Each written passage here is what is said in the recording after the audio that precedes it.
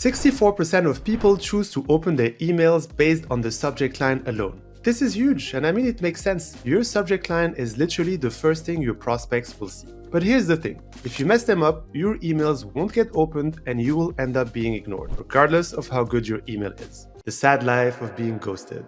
The problem is, most people use generic and overused subject lines like question first name, intro to something, or using the word partnership too often. Now, if you use the subject lines to your advantage, they can be a super powerful ally to widen your funnel and help you generate a lot more leads, to the point your competition gets really jealous. Lucky for you, I've sent millions of cold emails over the past 12 years, and on this video, I'm going to share with you the 5 best cold email subject lines that got me up to 98% open rate and definitely got me out of being ghosted. So stick till the end because I guarantee you, the last one will really surprise you. My name is Youssef and I've been closing 5 to 6 figure deals with cold emails for the past 12 years. From my first jobs as a top performing sales at Google and Amazon to founding and exiting a top ranked outbound agency called The Scale Lab that has generated over 150 million for our clients and being personally listed on the Forbes 30 under 30 entrepreneurs list. You got it, I eat and breathe cold emails every day. Now before we get started, make sure to hit the like and subscribe button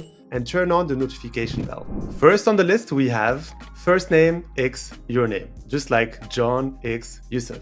This type of subject line indicates your intention to meet and I advise using it if you have a specific reason to meet or get on a call with someone. For instance, if you're both going to the same event, you have someone in common, or you know that they are looking for something specific that you are offering. Next up, similarly, we have company name x your company, like Microsoft x Scalelist.com. This one indicates your intention to partner. It's a really good one if you want to build up a partnership, show for referrals, or build a POC together. The third subject line on our list is first name, are you pain point? Let me explain this one. It's a really good way to show your prospects you know about their pain point before they even read your email. Some examples will really show us this value. For instance, Amy, are you adopting AI?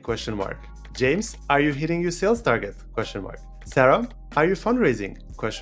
I really like this one because it allows you to add value and really show what the email is about before your prospects even open your email. Number 4 on our list is this value is for you, first name. I like this one because it enables to come to anyone with something that can serve them. It's a really good way to establish a connection based on value you add and not something you ask for. I know, I'm not teaching you anything new by telling you that you should add value first before you can ask for something. Examples of this subject line are, this AI tool is for you, Amy. This LinkedIn masterclass is for you, James. This investor list is for you, Sarah. It really requires for you to prepare something that is of value to your prospects so you can send it and convey the message right from your subject line. And if you want to try this one on me, here's my email, youssef@scalelist.com. Show me what you got, and I might even pick your email for your next video. Last but not least, this one is one of the most surprising subject lines I've ever shared.